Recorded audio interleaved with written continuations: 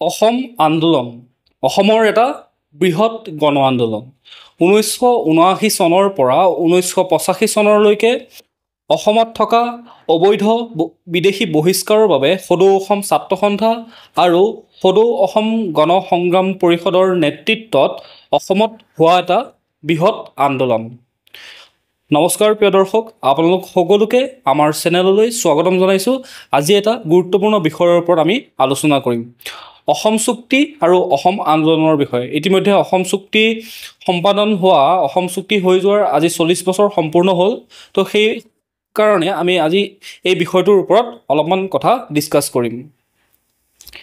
নিজৰ নাকটোৰ আগৰখিনিতকৈ দূৰলৈ চাব নজনা অসমীয়াৰ চকু খোল খায় সেইদিনা যেতিয়া 1968 চনৰ 24 মাৰ্চত লোকসভাৰ সদস্য হীৰালাল পাটোৱাৰীৰ মৃত্যু হোৱাৰ ফলত মঙলদৈত উপনিৰ্বাচন পাতিব লগা হয়।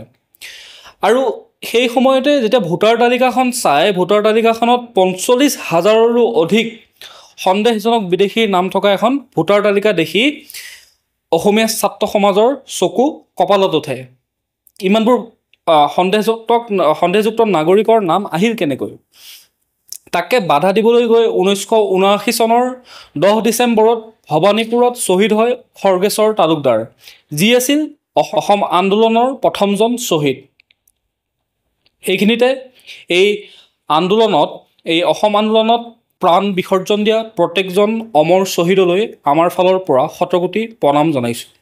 লগতে আজি স্বাধীনতা দিৱস, সেয়ে আমাৰ দেশৰ স্বাধীনতাৰ বাবে প্ৰাণ আহুতি দিয়া প্ৰতিজন বীৰ শ্বহীদ, স্বাধীনতাৰ বাবে সৰ্বোচ্চ ত্যাগ কৰা প্ৰতিজন মহান ব্যক্তি, দেশৰ প্ৰতিজন বীৰ জোৱান, প্ৰতিজন কৃষক, প্ৰতিজন শ্ৰমিক, প্ৰতিজন ভাৰতীয়লৈ 79তম স্বাধীনতা দিৱসৰ বহুত বহুত শুভকামনা জনাইছোঁ। এতিয়া আহিছোঁ আমি মূল বিষয়টোলৈ। এই আন্দোলনৰ সময়ত কেন্দ্ৰত আছিল ইন্দিৰা গান্ধীৰ চৰকাৰ আৰু ৰাজ্যত আছিল হিতেশ্বৰ শইকীয়াৰ চৰকাৰ। অবৈধ বিদেশীয়ে অসমৰ মাটি দখল কৰি মাটিৰ মালিক হৈ ভোটাৰ লিষ্টত নাম ভৰ্তি কৰি দেশৰ নাগৰিকৰ যিমানবিলাক সা সুবিধা আছে সকলো ভোগ কৰি থলগৰি খিলঞ্জীয়া মানুহক আজি সংখ্যালঘু কৰি পেলালে। সদৌ অসম ছাত্ৰ সন্থা আৰু অসম গণ সংগ্ৰাম পৰিষদৰ নেতৃত্বত সদৌ অসম কৰ্মচাৰী সংস্থা, অসম সাহিত্য সভা, জাতীয়তাবাদী যুৱ ছাত্ৰ পৰিষদকে ধৰি বহুকেইটা সংগঠনে মিলি পেলাই সমানে হৰতাল, বিক্ষোভ কাৰ্যসূচী, ধৰ্মঘট, অসহযোগ, জনতা কাৰফিউ, বৰ্জন, মৌনদল, জোৰ সমদল আদি বিভিন্ন ধৰণৰ কাৰ্যসূচী হাতত লৈ আন্দোলন কৰি গ'ল। কেতিয়াৰ পৰা আন্দোলন কৰি গ'ল? 1979 চনৰ পৰা। ইফালে বিদেশীবোৰে এফালৰ পৰা ৰাজনীতি, অৰ্থনীতি, মাটি বাৰী, আনকি বনাঞ্চল পৰ্যন্ত দখল কৰি গ'ল।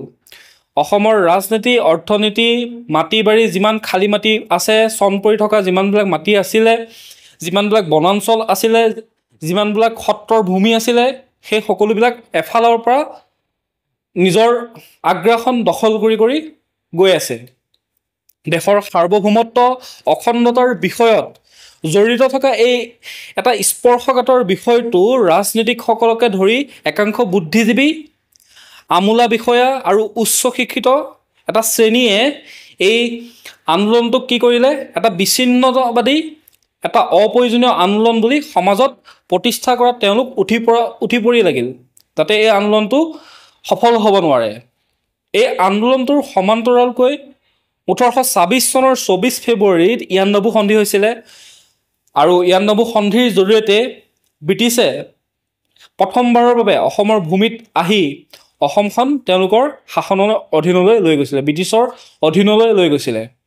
আৰু সেই সন্ধিৰ চুক্তি গইনা লৈ পেলাই সেই চুক্তিখনৰ যুক্তি দি এচাম অসমীয়াই জন্ম দিলে এটা বিদ্ৰোহী সংগঠনৰ। কাৰণ অসমখন তেতিয়ালৈকে ভাৰতৰ অংগ ৰাজ্য নাছিলে। যেতিয়া ইয়াণ্ডাবু সন্ধি হৈছিলে তাৰ আগলৈকে অসমখন এখন স্বাধীন এখন প্ৰদেশ আছিলে। আৰু ব্ৰিটিছে বাংলাদেশৰ পৰা প্ৰব্ৰজনকাৰী মূল সমস্যাটো সৃষ্টি কৰে। অৰ্থাৎ সেই যে প্ৰব্ৰজনকাৰী বিদেশী অনাৰ যে কামটো আৰম্ভ কৰিছিলে, ইয়াৰ আগতেওতো হৈ আছিলে, সেইখিনি মই পিছত কৈ আছোঁ আপোনালোকক, সেই ইতিহাসখিনি কৈ আছোঁ। কিন্তু ব্ৰিটিছে যেতিয়া ইয়াত অহাৰ পিছত ইয়াৰ যিবিলাক মহাজন হৰিজন আছিলে, যিবিলাক জমিদাৰ আছিলে, তেওঁলোকৰ ভূমিসমূহত তেওঁলোকে বহুত বিঘা ভূমি মাটি তেওঁলোকে কৃষকৰ পৰা অন্যায় কৰি কাঢ়ি ৰখা সেই ভূমিখিনিত যেতিয়া চন পৰি আছিলে, খেতিয়ক নাছিলে, সেই খেতিয়কবিলাক লৈ আহিছিলে। ইয়াত মৰাপাট, ধান খেতি, অন্যান্য বিভিন্ন ধৰণৰ অসমত যি শস্য হয় আৰু সেই গোটেইখিনি খেতি কৰিবৰ কাৰণে সেইখিনি লৈ আহিছিলে। বাংলাদেশৰ প্ৰব্ৰজনকাৰীয়ে মূল সমস্যাৰ সৃষ্টি কৰা এই যিটো সমস্যা, এই সমস্যাটো প্ৰব্ৰজনকাৰী সমস্যাটো তল পেলাবলৈকে ষড়যন্ত্ৰ কৰি সেই একেই বাংলাদেশ চৰকাৰে কিছুমান চৰকাৰী, বেচৰকাৰী আৰু গোপন সংস্থাৰ মানে নেতৃত্বত গোপনীয় সংস্থা কিছুমান লগাইছে, চৰকাৰী বেচৰকাৰী তেওঁলোকে যিমান পাৰিছে তেওঁলোকৰ ফালৰ পৰা সকলোবিলাকৰ নেতৃত্বত কি কৰিছে, একাংশৰ হাতত গুজি দিলে বন্দুক, বাৰুদ আৰু মৰাণস্ত্ৰৰ প্ৰশিক্ষণো তেওঁলোকে দিলে। বাৰু আমি সেই টপিকটো পিছত কেতিয়াবা আলোচনা কৰিম, সেইটো টপিক আজি ডিছকাছ নকৰোঁ, তাত ক'ব লগা বহুতখিনি কথা আছে। কথাটো হ'ল কি, অসমখনক মুছলমানৰ ৰাষ্ট্ৰ বনাবৰ কাৰণে স্বাধীনতাৰ আগৰ পৰাই জিন্নাহৰ দৰে ব্যক্তিয়ে, যিবিলাক বিষাক্ত লোক আছিলে, জিন্নাহৰ দৰে বিষাক্ত লোকসকলে পূৰা প্ৰচেষ্টা চলাই আছিলে অসমখন কেনেকৈ এখন মুছলিম প্ৰধান ৰাষ্ট্ৰ, এখন মুছলিম প্ৰধান ৰাজ্য বনাব পাৰি। আপোনালোকে হয়তো মুছলমানসকলে অসম কেতিয়া আক্ৰমণ কৰিছিলে সেইটো জানিব পাৰে বা নাজানিবও পাৰে। মই কৈ দিছোঁ, 1206 চনত 6 খ্ৰীষ্টাব্দত পোনপ্ৰথমবাৰৰ বাবে অসমত মুছলমান, অৰ্থাৎ তেতিয়া মোগল নাছিলে, তেতিয়া চুলতান শাসন চলি আছিলে। আফগান, ইৰাণৰ পৰা অহা যিবিলাক শাসক আছিলে সেইবিলাকে দিল্লীত চুলতান শাসন কৰিছিলে। তেওঁলোকৰ শাসক তাত স্থাপন কৰি পেলাই সেই শাসকবিলাকে তাত শাসন কৰিছিল আৰু সেইবিলাকে অসমখন আক্ৰমণ কৰিবলৈ বাৰে বাৰে আহিছিলে। তেওঁলোকে বহুতে 95% কিন্তু বিফলেই হৈছিলে বাৰু, সফল কেতিয়াও হ'ব পৰা নাছিলে। কিন্তু প্ৰথমজন আহিছিলে 1206 খ্ৰীষ্টাব্দত বখতিয়াৰ খিলজী।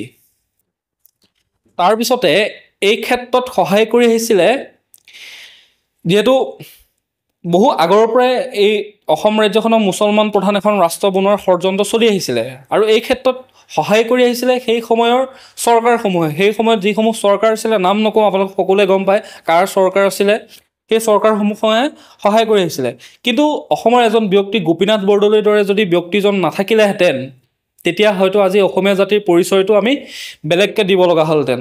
হয়তো অসমীয়া জাতি আজি নাইকিয়া হ'লহেঁতেন, এনেকুৱা ধৰণৰ এটা পৰিৱেশৰ সৃষ্টি হ'লহেঁতেন যদি গোপীনাথ বৰদলৈ সেই সময়ত অসমীয়া জাতিটোক ৰক্ষা নকৰিলেহেঁতেন। সেই সময়ৰ চৰকাৰে 1965 চনৰ ভাৰত আৰু পাক যুদ্ধ, ভাৰত আৰু পাক যুদ্ধ, পাক মানে হৈছে পাকিস্তান, অৰ্থাৎ 1965 চনত ভাৰত আৰু পাকিস্তানৰ মাজত হোৱা যুদ্ধ আৰু 1971 চনৰ বাংলাদেশৰ মুক্তিযুদ্ধ, অৰ্থাৎ আগতে কি আছিলে, যোনখন বাংলাদেশ আছিলে সেই বাংলাদেশখন পূৰ্ববংগ, পূব পাকিস্তান বুলি জনা গৈছিলে। সেইখন মূল যোনখন পাকিস্তান আছে সেই পাকিস্তানৰ অংগ আছিলে। কিন্তু যেতিয়া 1971 চনত বাংলাদেশখন স্বাধীন হ'ল, সেই স্বাধীন হোৱাৰ সেই সময়খিনিৰ কথা কৈ আছোঁ। সেই সময়খিনিত কি হৈছিল, যুদ্ধ হৈ আছিলে যিহেতু, সেই সময়তে বহুতো লাখ লাখ বাংলাদেশী মুছলমান, কিছু সংখ্যক হিন্দু বাংলাদেশী সেই চৰকাৰসমূহে আনি পেলাই অসমৰ চৰকাৰী মাটি, VGR, PGR, চৰ অঞ্চল, জনজাতীয় মাটি যিসমূহ আছিলে, খালী মাটি, বনাঞ্চল, থলুৱাৰ ভূমিত, লগতে যিসমূহ আমাৰ সত্ৰসমূহৰ মাটিসমূহ যিসমূহ আছিলে, সেই আহোমৰ দিনতে ৰজাসকলে দান কৰা সেই খালী মাটিসমূহত, অসমৰ খেতি পথাৰসমূহত তেওঁলোকে সেই চৰকাৰসমূহে প্ৰশাসন যন্ত্ৰক ব্যৱহাৰ কৰি ৰেচন কাৰ্ড, ভোটাৰ কাৰ্ড, মাটিৰ দলিল পৰ্যন্ত দি নিজৰ ভোট বেংকৰ যিটো দুৰ্গ সেইটো চিৰস্থায়ী কৰিবৰ কাৰণে সেইটো সময়তে তেওঁলোকে উঠি পৰি লাগিল। আৰু সেই উঠি পৰি লগা যিটো তেওঁলোকে কাম কৰিলে, সেই কামটোত তেওঁলোক সফলো হ'ল। তেওঁলোক বিফল হোৱা নাই, তেওঁলোক সফল হ'ল। মুছলমান মৌলবাদী আৰু মৌলবাদী আদেশত সকলো পূৰ্ববংগৰ যিসকল পূৰ্ববংগীয় মূলৰ লোক আছে সেইসকলে শপতে খাই ল'লে যে যিসকলে তেওঁলোকক আনি ইয়াত সংস্থাপন কৰিলে, সেই সংস্থাপিত কৰা সকলক তেওঁলোকে উৰে জীৱন ভোট দিব। মুছলমান মৌলবাদী আৰু মৌলবীৰ আদেশত শপত খাই ল'লে। বহুত দিনলৈকে কংগ্ৰেছ, মুছলমান মৌলবাদী, বঙালী হিন্দু বুদ্ধিজীৱী এই কুটিল চক্ৰান্তটো ঘূণাক্ষৰেও গম পোৱা নাছিলে আমাৰ খাৰখোৱা অসমীয়াই। খাৰখোৱা অসমীয়াই তেতিয়ালৈকে এইবিলাক যে চক্ৰান্ত চলি আছে তেওঁলোকে মুঠেও অনুভৱেই কৰিব পৰা নাছিলে। বিশেষকৈ উজনিৰ ফালে ইয়াৰ প্ৰভাৱ ধৰিবই পৰা নাছিলে। বিশেষকৈ নামনিৰ ফালৰ পৰা লাহে লাহে দখল কৰি আহি আছে, আগ্ৰাসন চলি আছে। উজনিৰ ৰাইজে, উজনিৰ অসমীয়াই গমেই পোৱা নাই কি হৈ আছে। অসমীয়া মানুহবিলাক কি হয়, অসমীয়া মানুহৰ ৰাজনৈতিক আৰু অৰ্থনৈতিক সচেতনতা থাকিব লাগে, যিটো এক্টিভ হৈ থাকিব লাগে, সেইটো অসমীয়া মানুহৰ একেবাৰেই নাই। আৰু থাকিবনো কিয়? যদি বাৰীখনত এপাক দিলেই আপোনাৰ দিনটোত যিখিনি খাদ্যৰ প্ৰয়োজন হয় সেইখিনি যদি আপোনাৰ মজুত হৈ যায়, পথাৰত থকা খালটো সিঁচিলেই যদি আপোনাৰ মাছে কাছই যদি আপোনাৰ খালৈটো ভৰি পৰে, তেতিয়াহ'লে আপুনি সেইবোৰ কথা কিবা চিন্তা কৰিব লগা আছে? আপুনিতো কোনোদিন অসমীয়া লঘোণত মৰিব লগা হোৱা নাই। অসমখনত প্ৰতিটো সম্পদেই আছে, সম্পদেৰে ভৰপূৰ। ইয়াতে যদি আপুনি এটা গছৰ গুটি পেলাই দিয়ে, তাত সাৰ পানী কোনো নিদিলেও সেই গছজোপা আপুনি গছজোপা গজি উঠে। অৰ্থাৎ অসমত সম্পদেৰে ভৰপূৰ। মাছ কাছ, খাদ্য সামগ্ৰীৰ পৰা, খাৰুৱা তেল, চাহপাতৰ পৰা বিভিন্ন সম্পদ, বনজ সম্পদেই হওক, প্ৰাকৃতিক সম্পদেই হওক বা মাটিৰ তলত থকা সম্পদেই হওক, সেইখিনিয়ে ভৰপূৰ হৈ আছে। অসমীয়া মানুহবিলাক আৱেগিক, অলপতে সন্তুষ্ট হয়, অলপমান কিবা পালেই ছেটিছফাইড। আনৰ দুখ দেখিব নোৱাৰে। তেওঁলোকে আনৰ দুখ দেখিলে একেবাৰে অন্তৰখন অসমীয়া মানুহৰ কান্দি উঠে, দুখত ভাগি পৰে। সময়ে সময়ে একাংশ বুদ্ধিজীৱীয়ে জনতাক বিভ্ৰান্ত কৰি আহিছে। তেওঁলোকৰ মতে উচ্চ বৰ্ণৰ যিসকল হিন্দু বঙালী আছে, সেইবিলাক হৈছে অসমৰ বিপদ। কিন্তু লুঙি পিন্ধা বাংলাদেশী মিয়াবোৰৰ অসমৰ কাৰণে তেওঁলোকে সম্পদ বুলি ভাবে। ফুটলোৱাসকলৰ বিৰুদ্ধে খবৰ কাগজত আপুনি তেওঁলোকে ডাঙৰ ডাঙৰ আৰ্টিকল লিখা দেখা পাব। অভিধানৰ কঠোৰ শব্দ ব্যৱহাৰ কৰি তেওঁলোকে ডাঙৰ ডাঙৰ আৰ্টিকল লিখিব হিন্দু বাংলাদেশীসকলৰ কাৰণে। কিন্তু মুছলমান বাংলাদেশীসকলৰ ক্ষেত্ৰত চুপচাপ, একদম চাইলেণ্ট, যেন একো হোৱাই নাই, একো পৰিৱেশ তেনেকুৱা হোৱাই নাই। কিয় তেনেকুৱা? নিৰপেক্ষ কিয় নহয়? নিৰপেক্ষ হ'ব লাগে মানুহ। এটা নিৰ্দিষ্ট পক্ষ কিয় লয়? অসমীয়া জাতিৰ পক্ষ লওক। বিদেশীয়ে সি লাগিলে হিন্দুৱে হওক, মুছলমানেই হওক, খ্ৰীষ্টানেই হওক, জৈনেই হওক, শিখেই হওক, যিয়ে নহওক, তাক ধৰ্মীয়ভাৱে কিয় চোৱা হয়? যেতিয়া গোৱালপাৰাৰ পৰা নগাঁৱলৈকে, কাছাৰৰ পৰা লামডিঙৰলৈকে, কাজিৰঙা, নামবৰ, দৰং, শোণিতপুৰ, নামনিৰ লাখ লাখ বিঘা ভূমি, নামনিৰ বনাঞ্চল, উজনিৰ বনাঞ্চল, লগতে সত্ৰৰ ভূমিসমূহ আৰু যিমানবিলাক খালী থকা মাটি, যিবিলাক চন পৰি থকা মাটি, সেইবোৰ মাটিত যেতিয়া লাখ লাখ বিঘা মাটি সেই সিহঁতৰ হাতলৈ যেতিয়া যোৱাৰ পাছত বৰ্তমান 40টাতকৈও বিধানসভাৰ সমষ্টিৰ কণ্ট্ৰলটো তেওঁলোকৰ হাতত যেতিয়া গ'ল, তেতিয়া গা লৰিছে অসমীয়াৰ।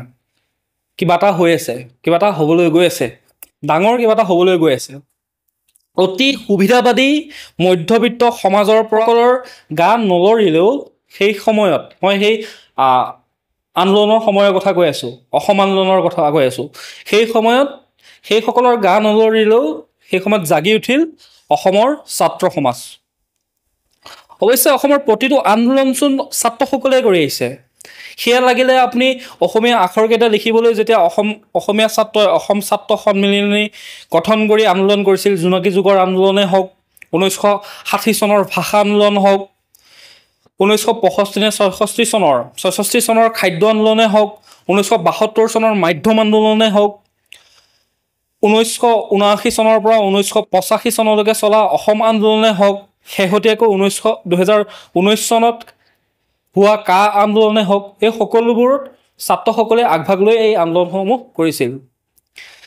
তাকো ছাত্ৰ সমাজে কৰা ৰাজপথৰ সেই কা আন্দোলন, ৰিচেণ্টলি যিটো আন্দোলন হৈছিল 2019 চনৰ, সেই আন্দোলনটোকো এছামে কি কৰিলে, ৰাজপথৰ আন্দোলনটো নি পেলাই পথাৰত বিহু নৃত্য, গীত গোৱা, মনোৰঞ্জনৰ এটা পৰিৱেশ তৈয়াৰ কৰি সেই আন্দোলনটো জৱনিকা পৰিল, সেইটো অন্ত হ'ল। যিটোত ৰাজপথত আন্দোলন হৈছিল, অসমীয়া ছাত্ৰ সমাজে গৰ্জি উঠিছিল, প্ৰতিজন অসমীয়াই গৰ্জি উঠিছিল, সেই আন্দোলনটোকো তেনেধৰণে বিভ্ৰান্ত কৰি সেই আন্দোলনটোৰ জৱনিকা ইতিমধ্যে পেলালে। এইবোৰ কথা কিন্তু বৰ বেছিদিন হোৱা নাই, সেইখিনি আপোনালোকৰ ইতিমধ্যে মনতে আছে। ছাত্ৰ সমাজে আন্দোলন কৰিছে, হয়, ছাত্ৰসকলে আন্দোলন কৰিছে, কিন্তু ছাত্ৰ অৱস্থাতে কোনো এজন ছাত্ৰ ইমান পৰিপক্ক হৈ নুঠে, ইমান মেচিয়ৰ্ড হৈ নুঠে। এজন বয়োজ্যেষ্ঠ ব্যক্তি, এজন অগ্ৰজ ব্যক্তি যিমানখিনি অভিজ্ঞ, বয়সৰ কথা আছে, ইয়াত অভিজ্ঞতাৰ কথা আছে। এজন ছাত্ৰ ছাত্ৰ অৱস্থাতে তেওঁ 25 বছৰ 28 বছৰ 26 বছৰতে তেওঁ পৃথিৱীখন ইমান দেখা নাই, তেওঁ সেইখিনি অভিজ্ঞতা নাই। আৱেগেৰে আন্দোলন কৰি গ'লে লক্ষ্যস্থান পাব নোৱাৰি, সেইটো আপোনালোকে জানে। আৱেগেৰে জয় আই অসম কৈ গ'লে আন্দোলন এটা সফল হ'ব নোৱাৰি। ইয়াত আপুনি বুজি পাব লাগিব ৰাজনীতিৰ যিটো কুটিল চক্ৰবেহু, যিটো অভিমন্যুৰ চক্ৰবেহু বুলি কয়, ৰাজনীতিৰ যিটো কুটিল চক্ৰবেহু আছে, কোনে কি পলিটিক্স কৰি আছে, কাক কেনেকৈ কি কৰিবৰ কাৰণে ক'ত কি পলিটিক্স কৰি আছে, সেইখিনি আপুনি বুজি পাব লাগিব। দেশৰ ন্যায় ব্যৱস্থাৰ জটিলতা, দেশৰ যিটো জুডিচিয়েল ছিষ্টেম আছে, দেশৰ যি জুডিচিয়াৰী আছে, সেই জুডিচিয়াৰী ছিষ্টেমটো, জুডিচিয়েল ব্যৱস্থাটো আমি বুজি পাব লাগিব। ইয়াৰ জটিলতা কেনেকুৱা আছে, ক'ত কোনখিনিত কি কৰিব লাগিব, কোনখিনিত কি কৰিব নালাগে, সেইখিনি আমি বুজি পাব লাগিব। চৰকাৰী ব্যৱস্থাৰ যিটো চেইন, চৰকাৰী ছিষ্টেমটো কেনেধৰণে চলে, চৰকাৰী ব্যৱস্থাৰ চেইনডাল বুজি পাব লাগিব, সেইখিনি অভিজ্ঞতা হ'ব লাগিব। এটা বিক্ষিপ্ত ঘটনাৰ পাছত নেৰানেপেৰা আন্দোলন কৰি কৰি ভাগৰি পৰা বছৰ বছৰ ধৰি নিজৰ শিক্ষাবৰ্ষ ক্ষতি কৰি শেষত ছাত্ৰসকলে কোনোফালে যেতিয়া একো ঠাউনি নোপোৱা হ'ল, লাহে লাহে আন্দোলনৰ যিটো গতি লাহে লাহে কমি আহিলে। অৱশেষত কি হ'ল, তাৰ মাজতে দুই এটা বিক্ষিপ্ত ঘটনা হৈছিলে। তো অৱশেষত 1985 চনৰ 14 আগষ্টৰ মাজনিশা, অৰ্থাৎ 15 আগষ্ট, দিল্লীত কি হ'ল, ভাৰত চৰকাৰ আৰু অসমৰ ছাত্ৰ সমাজৰ মাজত এখন চুক্তি হ'ল, আৰু সেই চুক্তিখনেই হৈছে অসম চুক্তি, অৰ্থাৎ আছাম একৰ্ড। সেই আছাম একৰ্ডখন আজি পৰ্যন্ত অসমত 100% কেতিয়াও এই চুক্তিখন এপ্লাই কৰা নহ'ল, প্ৰয়োগ কৰা নহ'ল। এতিয়া মই প্ৰশ্ন সুধিছোঁ, কি হ'ল অসম চুক্তি? কি আখৰে আখৰে কিয় আখৰে আখৰে পালন কৰা নহ'ল অসম চুক্তি? আখৰে আখৰে পালন কৰাৰ কথা আছিলে, কিয় পালন কৰা নহ'লে? স্বাধীনতাৰ আজি 79 বছৰ হ'ল, দেশে স্বাধীনতাৰ আজি 79 বছৰত ভৰি দিলে। 40 বছৰ হৈ গ'ল অসম চুক্তি। কেইটা বিদেশী খেদিলে চৰকাৰে? আঙুলিৰ মূৰত গণিব পৰা বিদেশী কেইটা? অসমত আঙুলিৰ মূৰত গণিব পৰাকৈ বিদেশী আছে নেকি?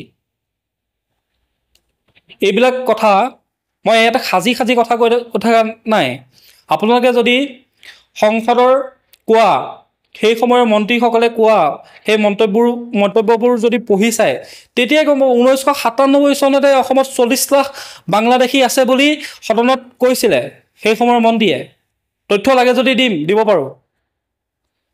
সেই সময়তে 4 মিলিয়ন ইলিগেল ইমিগ্ৰেণ্টছ বাংলাদেশৰ পৰা অহা অসমত আছেহি 1997 চনতে। 1997 চনতে যদি 40 লাখ তথ্য, তাকো সম্পূৰ্ণভাৱে চালিজাৰি চোৱা তথ্যও নহয়, এটা ওপৰে চোৱা তথ্য, যদি তাতে ভালদৰে চালিজাৰি চায় তাতছে হয়তো সংখ্যাটো বাঢ়ি যাব। কিন্তু আজি 2025 চন হ'লহি, সেই 40 লাখ 50 লাখ বাংলাদেশী সংখ্যাটো আজি কিমান হৈ যাব? ইয়াত অসমীয়াতকৈ ইয়াত ইলিগেল যিসকল ইমিগ্ৰেণ্ট আছে, যিসকল প্ৰব্ৰজনকাৰী আছে, সেইসকলৰ সংখ্যা হয়তো আজি বেছি হ'ব যদি চোৱা যায়। ইয়াত আজি অসমীয়া ভাষা কোৱা মানুহৰ সংখ্যা কিমান? 46% মানুহে অসমীয়া ভাষা কয়, নিজৰ মাতৃভাষাটো। অসমৰ যিটো মাতৃভাষা, সেইটো মাতৃভাষাটো 46% মানুহে কয়। বাৰু তাতে আমাৰ যিসকল জনজাতীয় ভাই ককাই আছে, তেওঁলোকৰ মাতৃভাষাটো কয়। আপোনালোকে চালেই বুজি পাব।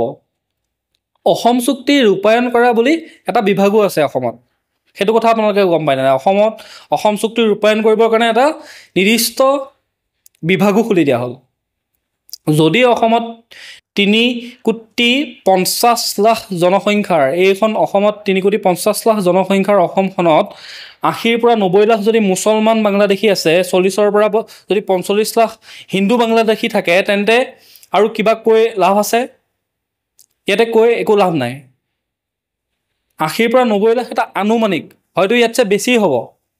2001 চনৰ যদি ডাটা চোৱা যায়, তেতিয়াহ'লে অসমত মুছলমানৰ জনসংখ্যা 1 কোটি কিমান লাখ। 2001 চনৰ চেনচাছ ডাটাটো যদি চোৱা যায়, তাতে আমাৰ খিলঞ্জীয়া মুছলমান ভাইসকল আছে, সেইসকলক লৈ আমাৰ প্ৰব্লেম নাই। তাতে আমাৰ খিলঞ্জীয়া লোকসকলক লৈ প্ৰব্লেম নাই। খিলঞ্জীয়া মুছলমানসকলক সেই বাংলাদেশী মুছলমানসকলৰ লগত মিলাই নল'ব। তেওঁলোক যেনেকৈ বাকীসকল অসমীয়া, সেই প্ৰতিজন খিলঞ্জীয়া মুছলমানো এজন প্ৰকৃত অসমীয়া, আৰু তেওঁলোকে সেই অসমীয়া যে তেওঁলোক হয়, তাৰ সেইখিনিত কোনো মানে সন্দেহ নাই। অসমীয়া সাহিত্য সংস্কৃতিৰ জগতৰ পৰা আৰম্ভ কৰি অসমৰ প্ৰতিটো ক্ষেত্ৰতে তেওঁলোকৰ বহুত অৱদান আছে। যদি নাম লাগে সেইখিনি মই মুখস্থ মাতি দিম। আমি কৈ আছোঁ সেইসকলৰ কথা যিসকল বাংলাদেশৰ পৰা অহা মুছলমান, যিসকল বাংলাদেশৰ পৰা অহা হিন্দু বাংলাদেশী, সেইসকলৰ কথা কৈ আছোঁ। এটলিষ্ট 1986 চনতে NRC-খনকে যদি শুদ্ধ ৰূপত কৰি দিলেহেঁতেন তেতিয়াহ'লে আজিৰ দিনত অসমত এনে এটা পৰিস্থিতিৰ সৃষ্টি নহ'লেহেঁতেন। যদি 1985 চনত অসম চুক্তি হয় তেতিয়াহ'লে 1986 চনত চৰকাৰে কিয় NRC-খন কৰি নিদিলে? নাগৰিক পঞ্জীখন কিয় কৰি নিদিলে? ৰাষ্ট্ৰীয় নাগৰিক পঞ্জী, যদি নাগৰিক পঞ্জীয়নখন যদি কৰি দিলেহেঁতেন, নাগৰিক শুদ্ধ এখন নাগৰিক পঞ্জী, তেতিয়াহ'লে হয়তো সেইখিনিৰ পৰাই বাংলাদেশীৰ যিটো অবৈধ প্ৰব্ৰজনকাৰী আছে, সন্দেহজনক নাগৰিকৰ আছে, সেই সংখ্যাটো তেতিয়াৰ পৰা মানে সেইখিনিতে এখন দেৱাল এখন বনিলেহেঁতেন। এটলিষ্ট অলপমান বাধা দিব পৰা গ'লহেঁতেন। সেইখিনি কৰা নহ'ল। কিন্তু এইকেইদিনত আপোনালোক সকলোৱে দেখিছে অসমৰ যিসমূহ বনাঞ্চল আছে, বনাঞ্চলত অবৈধভাৱে বসবাস কৰা সন্দেহজনক লোকসকলক উচ্ছেদ কৰি আছে। আৰু সেই উচ্ছেদ কৰি থাকোঁতে এচামৰ গা পুৰি গৈছে। একেবাৰে কাৰোবাক সাৱটি ধৰিছে, কাৰোবাৰ দুখত ভাগি পৰিছে, ক'ৰবাত মানৱতা উলংঘন হৈছে বুলি চিঞৰিছে। কিন্তু অসমীয়া জাতিটোক চাৰিওফালৰ পৰা যে চেপি চেপি খাই আছে, চেপি চেপি আহি আছে, অসমীয়া জাতিটো আজি নিজৰ ৰাজ্যখনতে যে সংখ্যালঘুত পৰিণত হ'বলৈ গৈ আছে, সকলো ফালৰ পৰা চেপি খুন্দি আহিছে, সেইখিনিত আপোনালোকৰ মানৱতাটো ক'ত যায়? সেইখিনি চকুৰে দেখা নাপায় নেকি? খালি ৰাজনীতি কৰি থাকিলে, নিজৰ ৰাজনৈতিক লাভালাভৰ কাৰণে আপোনালোকে এনেধৰণৰ মন্তব্যবোৰ কৰি থাকিলে জাতিটোক কিমান ক্ষতি হৈছে সেইখিনি এবাৰ নিজে বিচাৰ আৰু বিশ্লেষণ কৰি চাব। তেতিয়া আপোনালোকে সেইখিনি কথা উপলব্ধি কৰিব। যদি এজন প্ৰকৃত অসমীয়া হয়, অসমীয়াৰ যদি আপোনালোকৰ গাত অসমীয়াৰ তেজ আছে। 15% দেশৰ তেলৰ চাহিদা পূৰণ কৰে অসমে। অসমৰ যি ক্ৰুড অইল আছে, কেঁচা তেলটো আছে, 15% তেলৰ চাহিদা পূৰণ কৰে। 51%, 51% চাহপাতৰ চাহিদা, চাহৰ চাহিদা পূৰণ কৰে অসমে। ভাৰতৰ, আমাৰ দেশত যিমানখিনি চাহৰ প্ৰয়োজন হয় তাৰে 51% অসমৰ পৰা যায়।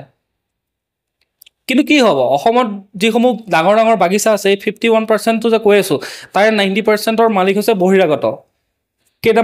কেইজনমান ক্ষুদ্ৰ চাহ খেতিয়ক আছে, সেই ক্ষুদ্ৰ চাহ খেতিয়ককেইজনে হয়তো কেতিয়াবা চাহপাতৰ মূল্যই নাপায়, প্ৰকৃত মূল্য নাপায়, তেওঁলোকৰ লোকচানতে ভৰি আছে। সেইবোৰ খবৰো আহিয়ে থাকে। এতিয়া খৰাং পৰিস্থিতি, চাহ হোৱা নাই, সেইসকল তেনেকৈ পেটে ভাতে মৰিছে। 90% মালিক বহিৰাগত, তাতো কৈ একো লাভ নাই। কেইটামান টকাৰ ঠিকা থাকলি পাই সন্তুষ্ট আমাৰ অসমীয়া। কেইটামান টকাৰ ঠিকা থাকলি পালে, 10,000, 20,000, 50,000 টকাৰ ঠিকা এটা পালে, তাকে লৈ পেলাই সন্তুষ্ট অসমীয়াই। কি কৰিব অসমীয়াই আজি কি কৰিব? কি দুৰ্ভাগ্য, এটা ফোপোলা জাতি আজি হৈ গৈছে অসমীয়া। কি এটা দুৰ্ভগীয়া জাতি হ'বলৈ গৈ আছে। ইয়াৰ পৰিণতি সোনকালে ভুগিব, অপেক্ষা কৰক। যদি এতিয়াও বিহিত ব্যৱস্থা লোৱা নহয়, এতিয়াও যদি সঠিকভাৱে ব্যৱস্থা লোৱা নহয়, তেতিয়াহ'লে ইয়াৰ পৰিণামটো ভোগা যাব অতি সোনকালে। ৰাতিটোৰ ভিতৰতে যে সীমান্তইদি অসমত ক'ত খালী মাটি আছে, কোনখন বনাঞ্চল খালী হৈ আছে, কোনখিনি মাটি কাৰ মাটি খালী, ক'ত কি, সেই গোটেই কথাখিনি, কোনফালেদি যাব লাগিব, কোনটো বাটেদি গ'লে মই সেই ঠাইখিনি পামহি, সেইখিনি কোনে চিনাকি কৰাই দিয়ে? গাড়ীখনত তুলি লৈ আহে, বাংলাদেশৰ সীমান্তইদি যে সোমাই, অসম বাংলাদেশৰ যিটো সীমান্ত আছে, সেই সীমান্তটোদি যে সোমাই, সেইসকলক বাটটো কোনে চিনাকি কৰাই দিয়ে? থলুৱা মানুহৰ কাগজ এখন বনাবৰ কাৰণে আপোনাৰ বছৰ লাগিব পাৰে। আপোনাৰ নামত মাটিৰ দলিল এখন হ'বৰ কাৰণে বা কিবা বেলেগ এখন আপোনাৰ নামত নাম জাৰি কৰিবৰ কাৰণে আপোনাৰ বছৰ আপুনি দৌৰা দৌৰি কৰি থাকিব লগা হ'ব পাৰে। কিন্তু ৰাতিটোৰ ভিতৰতে আপোনাৰ সেইসকলৰ নামত ৰেচন কাৰ্ডো বনি যাব, ভোটাৰ কাৰ্ডো বনি যাব, মাটিৰ দলিলো বনি যাব, তেওঁলোকৰ ঘৰো বনি যাব, তেওঁলোকৰ মছজিদো নিৰ্মাণ হৈ যাব। এই সকলোবিলাকত সহায় কৰে কোনে? ইয়াততো এটা চক্ৰ জড়িত হৈ আছে। সেই চক্ৰটো কোন? বাংলাদেশৰ পৰা আহি ইয়াত কোনখন ঠাইত কি মাটি খালী হৈছে গম পাব নেকি? মই যদি আপোনাক আজি বাংলাদেশলৈ পঠাই দিওঁ, আপুনি তাত কাৰোবাৰ সহায় নলগাকৈ ক'ৰবাত ঘৰ এটা বনাবগৈ পাৰিব নেকি? সেইখিনি কথা এবাৰ নিজে বিশ্লেষণ কৰি চাওক। এই ষড়যন্ত্ৰটো আজিয়ে নহয়, এই ষড়যন্ত্ৰটো মোগলৰ দিনৰ পৰাই মোগলেও 17 বাৰকৈ অসম আক্ৰমণ কৰিছে আৰু অসমখনক এখন মুছলিম ৰাষ্ট্ৰ বনোৱাটো হিন্দু বাংলাদেশী আগ্ৰাসন চলাই পেলাই ইয়াত অসমীয়া ভাষাটোক নাইকিয়া কৰি বাংলা ভাষা মূল ভাষা বাংলা কৰাটো প্ৰচেষ্টাটো আজিৰ নহয়, ব্ৰিটিছৰ দিনৰ পৰাই এই প্ৰচেষ্টা চলি আছে। নহ'লে 1960 চনত ভাষা আন্দোলন হ'ল নাজান নেকি? এতিয়া জাতিটো গৈ গৈ এটা বিজতৰীয়া জাতিলৈ পৰিণত হৈছে। জাতিটো আজি বিজতৰীয়া, জাতিটো আজি কি হৈছে কেলধূপকৈ জীয়াই আছে। এই ফুপুলা জাতিটো আজি মন মগজুৰ নিজে চিন্তা কৰিবৰ কাৰণে, নিজৰ বিবেকেৰে চিন্তা কৰিবৰ কাৰণে আজি তেওঁলোকৰ শক্তি নাই। সেই একেটা জাতিয়ে এসময়ত লাখে লাখে বিদেশী আক্ৰমণকাৰীক মোগলে 17 বাৰ আক্ৰমণ কৰিছে, মই কৈছে তাৰ আগতো বহুত আক্ৰমণকাৰী আহিছে। সকলো আক্ৰমণকাৰীকে কচু কটা দি কাটি ব্ৰহ্মপুত্ৰত উটুৱাই দিয়া অসমীয়া সৈন্যৰ নাতিপুতিহঁতে আজি কি কৰে, এটা হাঁহ পাৰ মাৰি খাবলৈ তেওঁলোকৰ ভয় হয়, এটা হাঁহ পাৰ ধৰিবলৈও তেওঁলোকে ভয় খায়। শৰীৰত এতিয়া শক্তি নাই তেওঁলোকৰ। এতিয়া আমাৰ অসমীয়াৰ এতিয়া শৰীৰত নিমুনিয়া হৈছে, শৰীৰত তেজৰ অভাৱ, শক্তিৰ অভাৱ। মাছৰ যোগান ধৰিব বেলেগে, মাংসৰ যোগান ধৰিব বেলেগে, কণীৰ যোগান ধৰিব বেলেগে, শাক পাচলিৰ যোগান ধৰিব বেলেগে। তো বেলেগৰ খাদ্য খাই শক্তি পাব পাৰি নেকি? কেতিয়াও নোৱাৰি। অৰ্থনৈতিকভাৱেতো শক্তি কেতিয়াবাই হেৰুৱাইছে। বজাৰসমূহ কেতিয়াবাই দখল কৰি লৈছে। মই ক'লোৱেই, মাছ মাংস কণী শাক পাচলিৰ পৰা আপোনাক যিখিনি প্ৰয়োজন ধানৰলৈকে গোটেইখিনি ইতিমধ্যে শক্তি হেৰুৱাইছে, বেলেগে দখল কৰি লৈছে। খালি এটাই আছে, কেইটামান আছে, এটা হৈছে উফাইদাং মৰা, ফুটনি মৰা, নিজকে সৰ্বগুণী বুলি ভবা অহংকাৰে আমাক ইতিমধ্যে শেষ কৰিছে। বাংলাদেশক মাটি দিয়াসকলে যেতিয়া বাংলাদেশক সেই মানুহবিলাকক আনি সেই মাটি দিয়াসকল আজি কি হৈছে, তেওঁলোক জননেতা হৈ গ'ল। তেতিয়াই ৰাইজৰ নেতা বোলে তেওঁলোক। বাংলাদেশীক আনি বহাই মাটি দি তেওঁলোক জননেতা হ'ল। আৰু কিছুমান আছে 50-60 বছৰ বয়সলৈকে তেওঁলোক ছাত্ৰ নেতা বোলে। কোনখন পৃথিৱীত আছে এনেকুৱা য'ত 50-60 বছৰ বয়সতো মানুহে নিজকে ছাত্ৰ বুলি ভাবে? স্বাৰ্থপৰ, দুৰ্নীতিগ্ৰস্ত, লোভীয়া, চৰিত্ৰহীন, চূড়ান্তভাৱে অকৰ্মণ্যসকল আজি অসমীয়া জাতিৰ ৰক্ষাকৰ্তা আজি ত্ৰাণকৰ্তা হ'ল তেওঁলোক। এটা শোধনাগাৰ, এটা পেপাৰ মিল, এখন IIT পায়ে যেন সকলো সমস্যাৰ শেষ হৈ গ'ল। য'ত নেকি মূল সমস্যাটো প্ৰব্ৰজন আৰু বিদেশী খেতাৰ কথা কাগজে পত্ৰতে সীমাবদ্ধ হৈ থাকিল। আমাৰ মূল সমস্যাটো কি আছিল? অসম আন্দোলন হৈছিলে কিয়?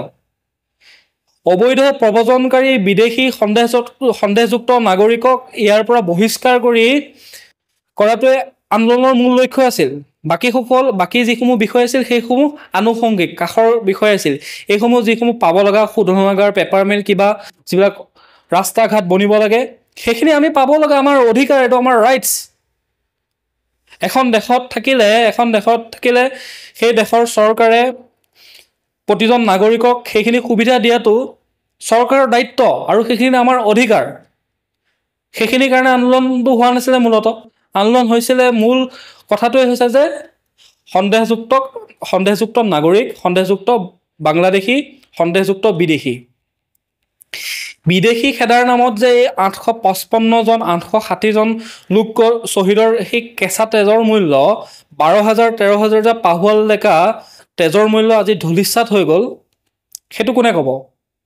সেই যে ব্যক্তিসকলে আন্দোলন কৰি বিদেশী খেদিবলৈ গৈ 860 জনকে লোক যে শ্বহীদ হ'ল, 12-13,000 যে পাহুৱাল ডেকা সংগ্ৰাম কৰি তেওঁলোক যে মৃত্যু হ'ল, তেওঁলোক যে আজি নাইকিয়া হ'ল, শ্বহীদ হ'ল, সেইসকলৰ কেঁচা তেজৰ মূল্যটো ক'ত গ'ল?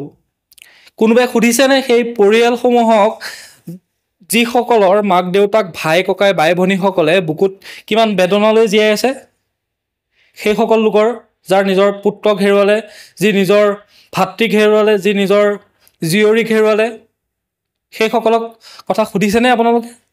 সেইখিনিতো সুধিবলৈ কাৰো সময় নাই। আমাৰ দেশৰ সংবিধানখন হৈছে supreme law of the land সংবিধান কনষ্টিটিউশ্যন এখনক কোৱা হয় যে supreme law of the land সংবিধানৰ আধাৰতে দেশৰ প্ৰতিটো নিয়ম কানুন তৈয়াৰ কৰা হয় প্ৰতিটো নিয়ম কানুন তৈয়াৰ কৰা হয় আৰু সেই সংবিধানৰ ইণ্ডিয়ান কনষ্টিটিউশ্যনৰ পাৰ্ট 3 কেইবাটাও পাৰ্টত লিখা হৈছে সংবিধানখন তো ইণ্ডিয়ান কেইবাটাও পাৰ্টত ভাগ কৰা হৈছে তাৰে যিটো পাৰ্ট 3 আছে ফাণ্ডামেণ্টেল ৰাইটছ মৌলিক অধিকাৰৰ article number 19 freedom of speech and expression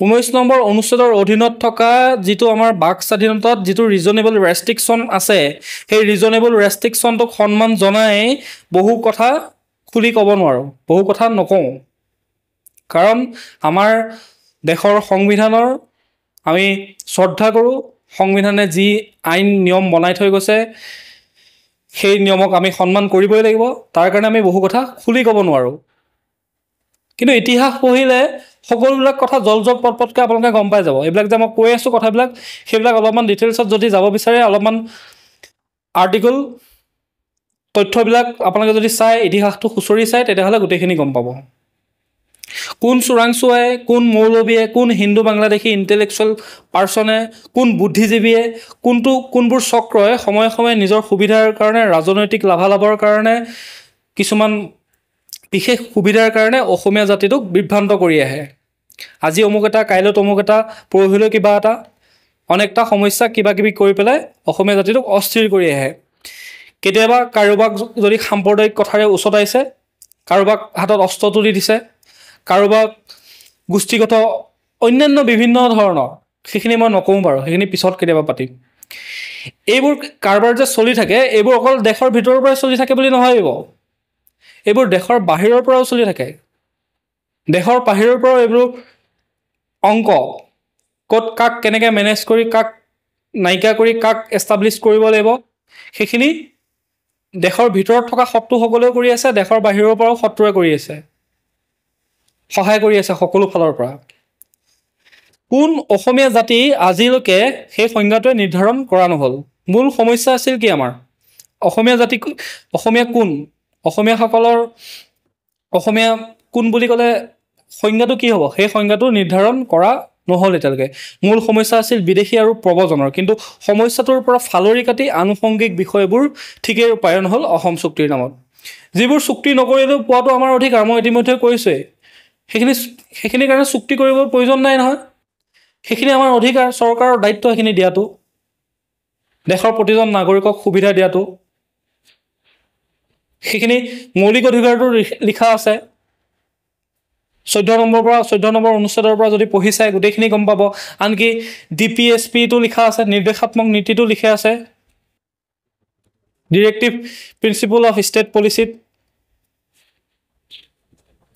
তো তাৰপিছত যিটো বিপ্লৱ কুমাৰ শৰ্মাৰ ন্যায়াধীশ বিপ্লৱ কুমাৰ শৰ্মাৰ যিখন কমিটি গঠন হৈছিল 13 জনীয়া নে 14 জনীয়া কমিটিখনত সেই কমিটিখনে যিসমূহ বিষয়ত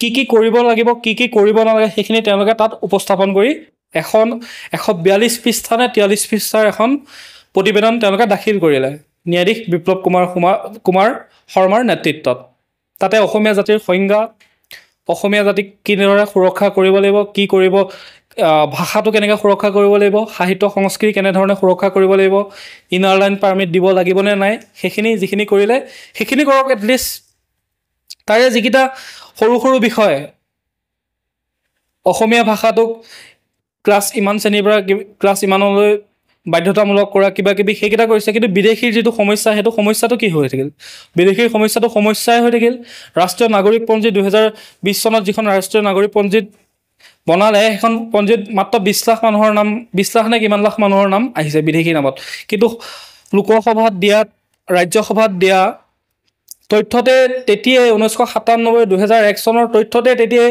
40 লাখ 50 লাখ মানুহৰ নাম দিয়া আছিলে সেইটো কেনেকৈ এতিয়া স্বদেশী হৈ গ'ল